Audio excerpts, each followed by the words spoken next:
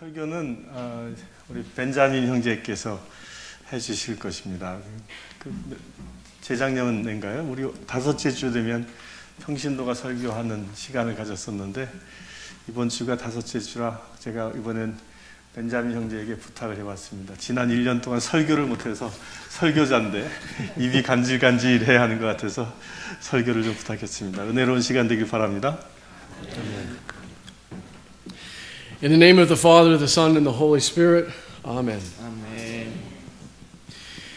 We meet together in the presence of a God whose love is freedom, whose touch is healing, whose voice is calm. We meet not in our own strength, but in the knowledge that God's Spirit abides in us. In our worship today, and in our daily lives when we depart from this place. The blessing received is shared in the hope that others might be drawn to the God we serve. Amen.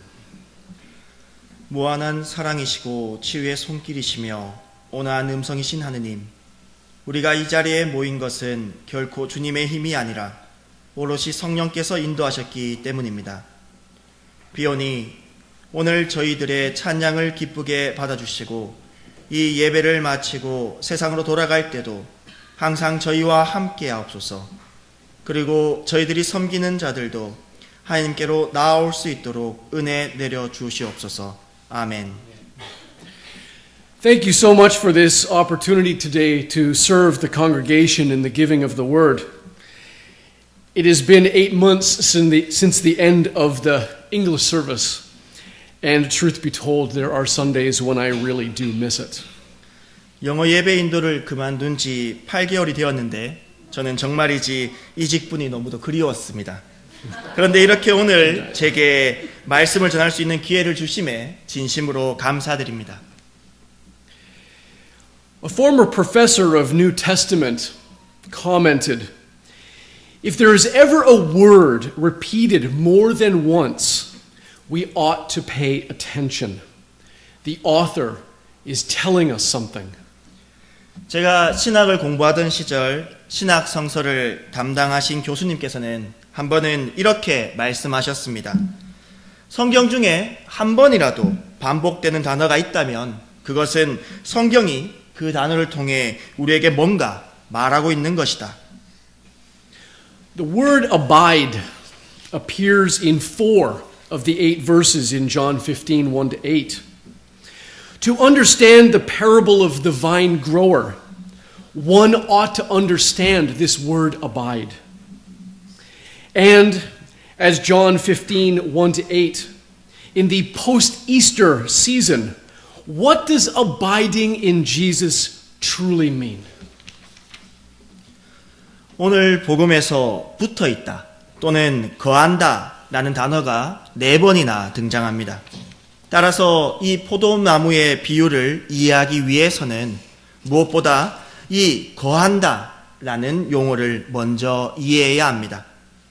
과연 부활절이 지난 지금 이 순간에 오늘 복음을 통해 예수님 안에 거한다 라는 말이 진정으로 우리에게 의미하는 바는 무엇일까요? First, abiding means that we cannot go it alone in our spiritual lives. What Parker Palmer once described as a free-floating spirituality.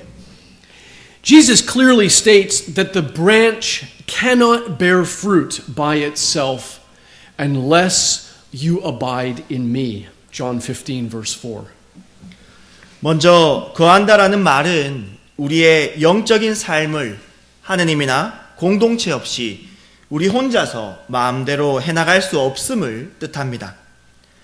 파커 파머라는 작가는 이렇듯 혼자서 마음대로인 이들을 자유롭게 혼자서 떠다니는 영성이라고 말한 적이 있습니다.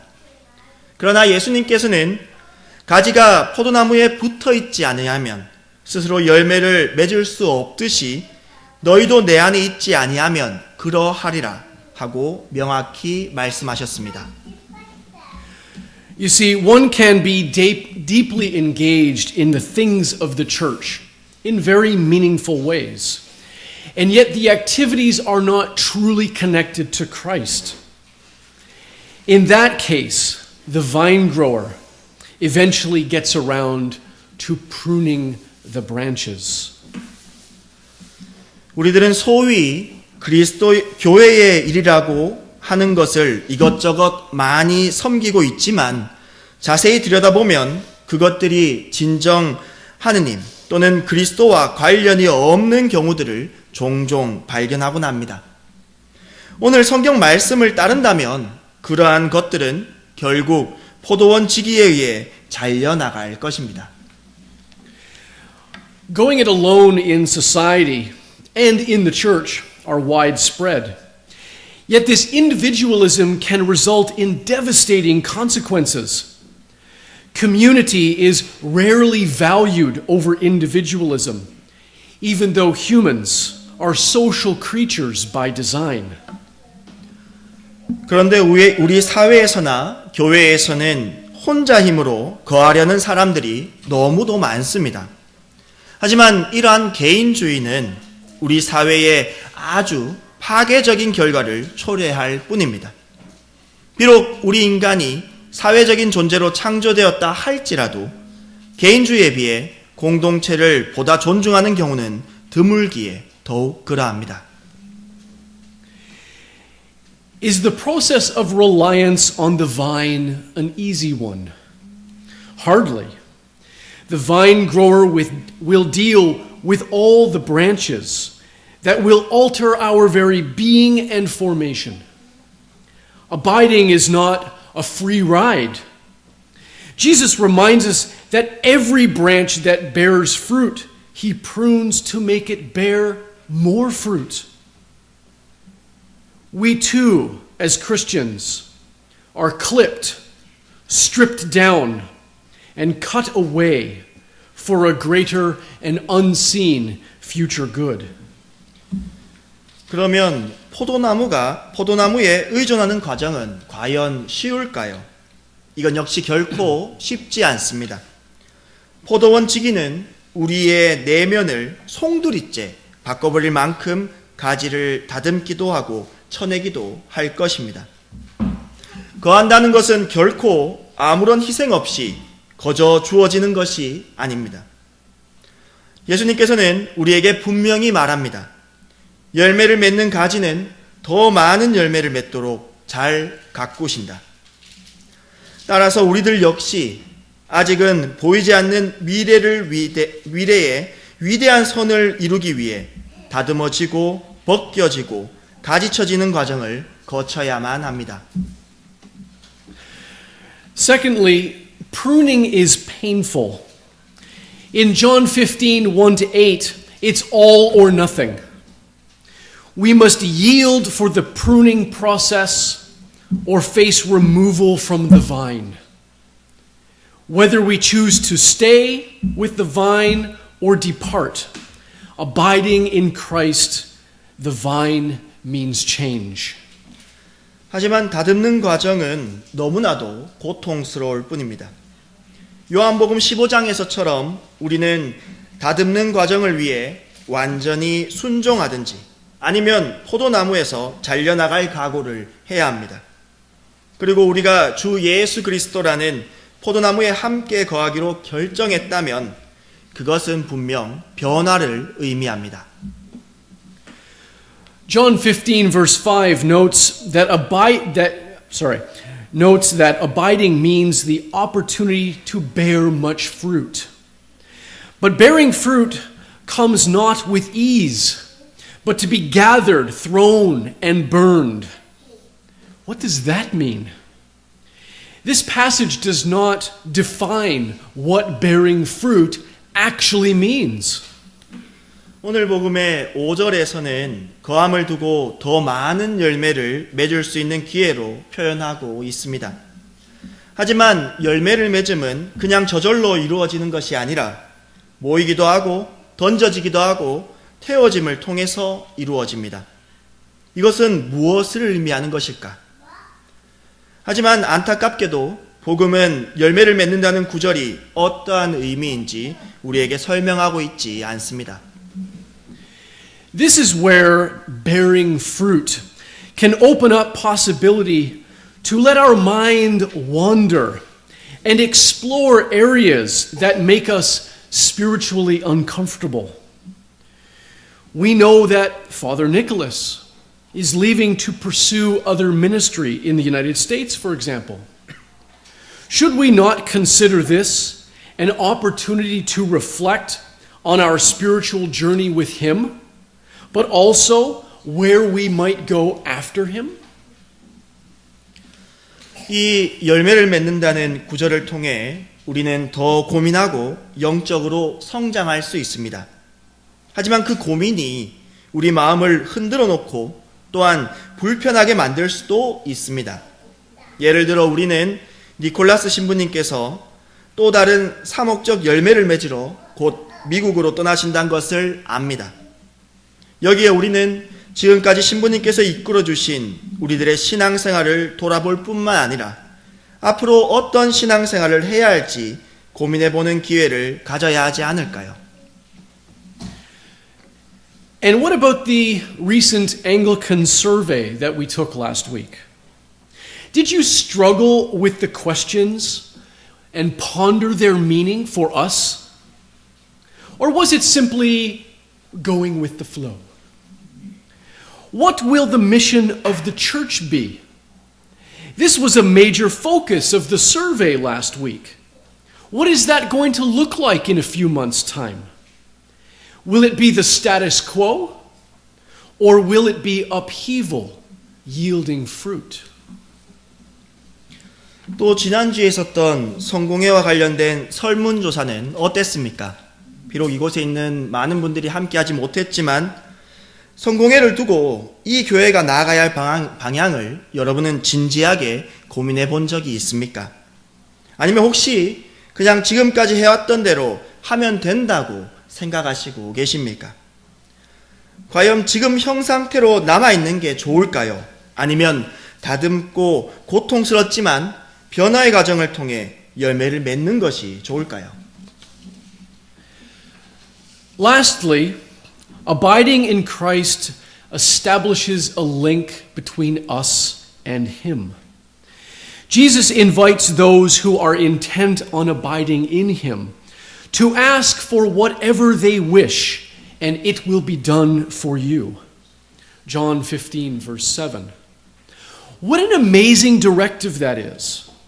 But you'll notice, however, that the pruning comes first before we ask the question. Perhaps the real questions can only be asked of Jesus once this pruning is complete. 마지막으로 예수님 안에 거함은 소통할 수 있는 연결고리를 만들어줍니다. 예수님께서 말씀하시길 너희가 나를 떠나지 않고 또 내 말을 간직해 둔다면 무슨 소원이든지 구하는 대로 다 이루어질 것이다 라고 하셨습니다. 이 얼마나 놀라운 은혜입니까? 하지만 주목해야 할 점은 우리가 구하기 전에 우리는 먼저 다듬어져야 하고 다듬어지는 것이 끝나야 비로소 예수님 앞에 진심으로 내려놓고 구할 수 있게 될 것입니다.